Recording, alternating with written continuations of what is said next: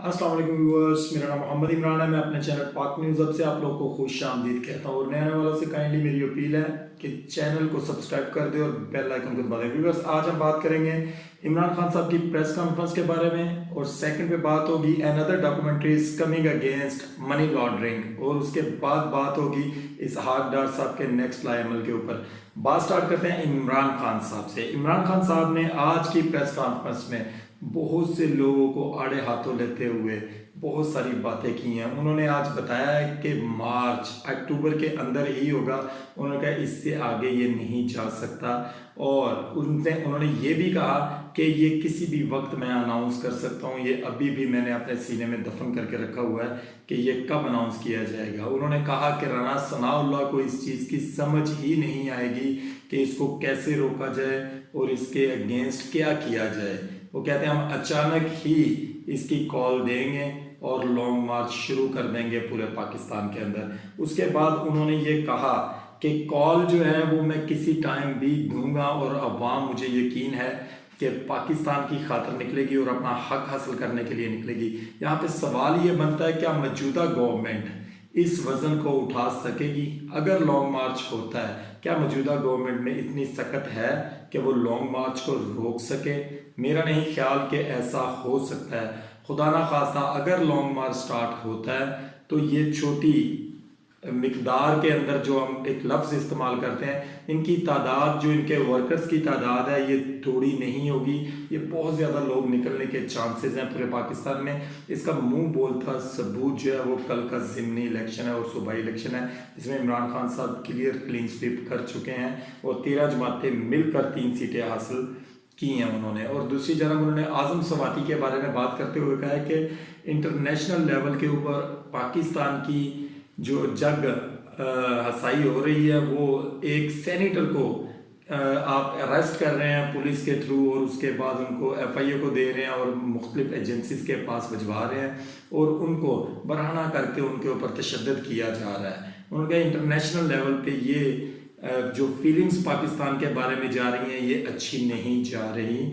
ऐसा नहीं होना चाहिए। उन्होंने अदालतों से अपील की है कि इनको रिलीफ दिया जाए और इनके बारे में सोचा जाए। एक सेनेटर के साथ ऐसा करना अच्छी बात नहीं है।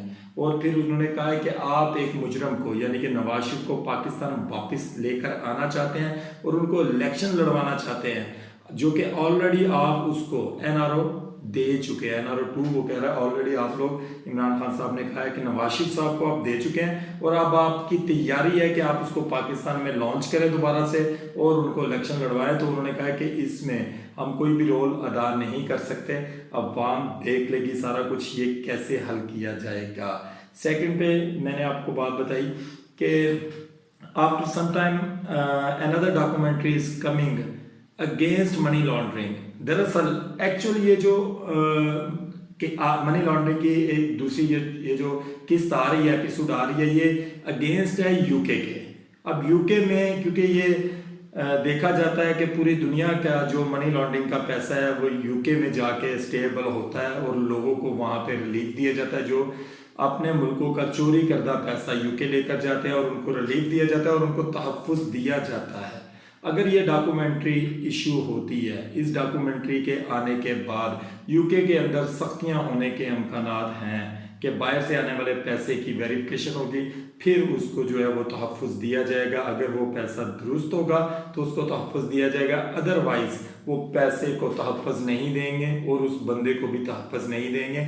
इसी के मद में आपने देखा है कि पासपोर्ट मिलने के फौरी बाद मरियम नवाज़ जो है वो वहाँ पे जा चुकी हैं, यूके में पहुंच चुकी हैं और राय के मुताबिक कि इनके जो आपस की अंडरस्टैंडिंग है वो अब ये चल रही है कि एवन फील्ड को सेल किया जाए और जिसका जो जितना शेयर बनता है उसका उसको शेयर दिया जाए। और यूके से भी ये लोग मूवमेंट करने के बारे में सोच रहे हैं कि यूके से किसी अनदर कंट्री के अंदर ये मूव करेंगे और वहाँ पे जाके ये स्टे किया करेंगे। आने वाली जो एक साथ होंगी डॉक्यूमेंट्री की ये काफ़ी ज़्यादा डेंजरस हो सकती हैं और आई एम श्योर कि उसके अंदर भी शरीफ फैमिली की डॉक्यूमेंट्री लाजमी बनी होगी। उसमें भी बताया होगा कि कौन कौन से मुल्क से कौन कौन से लोग मनी लॉन्ड्रिंग के जरिए पैसा यूके में लेकर गए हैं। ये आने वाले दिनों में सबके सामने आ जाएगा और ये शरीफ फैमिली के लिए कोई अच्छी बात नहीं है। पनामा लीक्स जो इससे पहले आ चुकी हैं, उसके बाद अब ये जो नई डॉक्यूमेंट्री आ रही है, ये एक नया पेंडोरा बॉक्स दुनिया में खोल देगी। और इमरान खान साहब इसके लिए कह चुके हैं अपने वर्कर्स को कि जैसे ही ये डॉक्यूमेंट्री लॉन्च होती है तो आप लोगों ने इसके ऊपर अपनी वर्किंग स्टार्ट कर देनी है और लोगों को मजीद शऊर देना है इन लोगों के बारे में जो चोरियां करके वहाँ पे पहुंचे हैं। थर्ड पे हम बात करेंगे इसहाक डार साहब के बारे में। इसहाक डार साहब को लाया गया मुफ्ता की रिप्लेसमेंट करके, उनको एक बहुत बड़े इकोनॉमिस्ट के तौर पर पेश किया गया कि इसहाक डार साहब आए हैं, पेट्रोल और डॉलर को नीचे आ गया है। और इसहाक डार साहब का इतना पावरफुल इमेज लोगों के सामने रखा गया कि आने वाले जो दिन है वो पाकिस्तान के लिए मजीद बेहतर होते जाएंगे। दूसरी जानब आप लोगों ने देखा कि अमेरिका के अंदर इसहाक डार साहब के साथ ओवरसीज पाकिस्तानियों ने क्या किया, उसके बाद IMF से जो इनकी डील होनी थी वो नहीं हो सकी। वहाँ से जब ये नाकामी से के तौर पर वापस पहुंचे हैं तो इन्होंने उसका सारे का सारा गुस्सा आकर अवाम के ऊपर निकाला है। आपको बताएंगे कि इसहाक डार साहब ने जो लेवी पेट्रोल के ऊपर लेवी में इजाफा किया है वो 45% के करीब है। दुनिया के बड़े इकोनॉमिस्ट माने जाते हैं इसहाक डार साहब, जिन्होंने मसनूई तौर पर डॉलर को भी रोक कर रखा हुआ है। आपको बताएं कि इसहाक डार साहब जो कि लास्ट 4 ईयर से UK में मुकीम थे और उनको मुफ्ता इस्माइल साहब की रिप्लेसमेंट करके पाकिस्तान लाया गया ताकि उनका एक इमेज बेहतर बनाकर उनको आने वाले इलेक्शंस में जितवा कर दोबारा आने वाली नई गवर्नमेंट जो ये सोच रहे हैं नॉन लीग की होगी उसमें दोबारा से वजीर खजाना लगाया जाए। आपको बताएं कि अवाम को रिलीफ देने की बजाय मुफ्ता इस्माइल साहब अवाम की जेबों के अंदर हाथ डालकर उनकी जेबों के अंदर जाके उनसे पैसा निकलवा रहे हैं। यहाँ पे आपको बताएं कि पूरे दुनिया में पेट्रोल की जो कीमतें हैं वो कम हुई हैं। पाकिस्तान के अंदर भी पेट्रोल की कीमतें 140, 130, 150 तक होनी चाहिए थी, यहाँ पे स्टेबल होनी चाहिए थी, जो कि इमरान खान साहब के दौर में भी थी और आज भी हो सकती हैं अगर ये लोग चाहे तो। लेकिन ये लोग ऐसा करना नहीं चाहेंगे क्योंकि पैसा ये अवाम की जेब से निकलवाना चाहते हैं और मजीद मनी लॉन्ड्रिंग जो है ये अपने लिए करना चाहते हैं। अभी जो इस टाइम पर लीटर के ऊपर अवाम की जो एक मोटर बाइक वाला अपनी बाइक के अंदर जो 1 लीटर पेट्रोल डलवाता है, वो चाहे नॉन लीग का सपोर्टर हो, चाहे PTI का सपोर्टर हो, चाहे इन 13 जमातों में से किसी का भी सपोर्टर हो, वो 60 से 70 रुपए पर लीटर के ऊपर टैक्स पे कर रहा है गवर्नमेंट को। और ये जो टैक्स की अमाउंट है ये पर लीटर पूरे पाकिस्तान में अगर कोट की जाए तो ये अरबों रुपए में पर डे के ऊपर अवाम की जेबों में हाथ डालकर पैसा निकलवा रहे हैं, लेकिन मुल्क फिर भी स्टेबल नहीं हो रहा। देखने में ये आ रहा है कि इसहाक डार साहब भी IMF के सामने घुटने टेक चुके हैं, जो कि ये पिछले दिनों में बयान देते हुए नजर आ रहे थे कि मुफ्ता साहब को नहीं पता, मैं IMF को बहुत अच्छे तरीके से जानता हूँ और पिछले 26 साल से मैं IMF को डील कर रहा हूँ। तो यानी कि वो ये कह रहे थे कि मैं कर्जा लेने के मामले में शेर हूँ, मुझे पता है कि कैसे उनसे कर्जा लिया जा सकता है, पर उनको नाकामी हुई।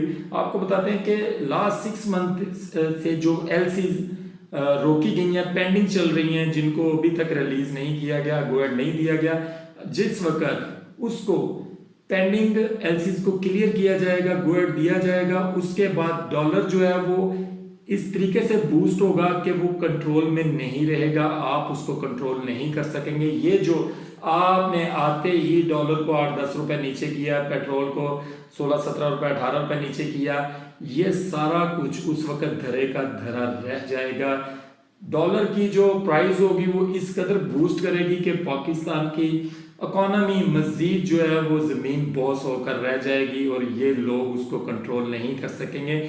आपको यहाँ पे ये थोड़ी सी एक इंफॉर्मेशन देते हैं कि ये एक ही तरीके से इसका हल है कि पाकिस्तान में इस क्लीन किस्म के जो जनरल इलेक्शन है वो करवाए जाएं, ताकि जो आने वाली मुंतखब गवर्नमेंट होगी वो चाहे पीपल्स पार्टी की हो, चाहे नून लीग की हो, चाहे पाकिस्तान तहरीक इंसाफ की हो, वो मुल्क को स्टेबल करेगी। और इस चीज़ के ऊपर ये हम लोग लॉन्ग मार्चेस से और हम लोग ये मुख्तलिफ किस्म की हड़तालों से निकलेंगे और मुल्क स्टेबल होगा।